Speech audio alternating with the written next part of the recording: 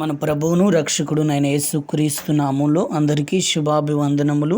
ఈరోజు దేవుని యొక్క వాక్యము హోషేయ గ్రంథము 11వ అధ్యాయము 3వ వచనం. ఎఫ్రాయిమును చెయ్యి పట్టుకుని వానికి నడక నేర్పువాడును నేనే, వానిని కౌగిలించువనువాడును నేనే. ప్రైజ్డ్ హల్లెలూయా. దేవుడు చెప్తున్నారు ఇక్కడ, ఎఫ్రాయిముని చెయ్యి పట్టుకుని ఆయన నడకను నేర్పిస్తున్నట్లుగా మనం చూస్తున్నాం. ఎఫ్రాయిము అంటే అభివృద్ధి చెందినవాడు, ఫలభరితమైనటువంటి వాడని అర్థాన్ని ఇస్తుంది. అయినప్పటికీ కూడా తను ఆశీర్వదించబడిన వాడు, అభివృద్ధి చెందినవాడు అయినప్పటికీ కూడా తనకి ఎలా నడవాలో తెలియట్లేదు.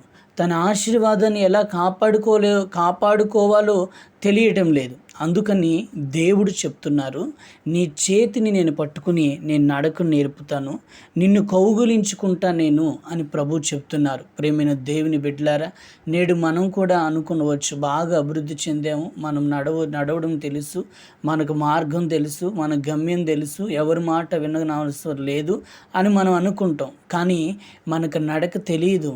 మన దేవుడు మనకు నడకను నేర్పిస్తే, ఆ నడక దేవుడు నేర్పించినటువంటి నడకలో మనం నడిస్తే నిశ్చయముగా ఆయన నేర్పించి మనల్ని ఆశీర్వదిస్తాడు, ఒక శ్రేష్టమైన మార్గంలోని తీసుకుని వెళ్తాడు.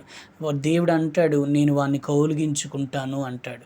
ఎవరికైతే ఆయన నడకను నేర్పుతాడో, ఎవరికైతే ఆయన నడకను నేర్పిస్తారో వారిని ఆయన కౌగిలించుకుంటాను, హత్తుకుంటాను అని చెప్తున్నాడు. ప్రేమైన దేవుని బిడ్డలారా, ఈ లోకంలో ఎదురయ్యే శోధనలు, నిందలు, అవమానములు, పోరాటములు అన్నిట్లో ఎఫ్రాయిముకి దేవుడు నడకను నేర్పించాడు.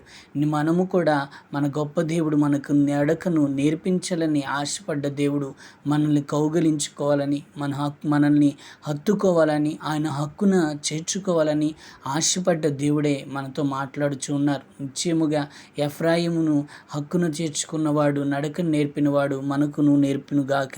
ప్రార్థన. కృపగల దేవా, దయగలిగిన రాజా, ఎఫ్రాయిముకి ఏ రీతిగా అయితే నడకను నేర్పించావో, నీవు ఏ రీతిగా అయితే కౌగిలించుకున్నావో ఆ రీతిగా మమ్ములను, ప్రజలందరినీ కూడా అయ్యా మీరు నడకను నేర్పించండి, మార్గాలను సరళం చేయండి, మీ హక్కును చేర్చుకుని ఆశీర్వదించమని యేసు నామమున అడుగుచున్నాం తండ్రి. ఆమేన్.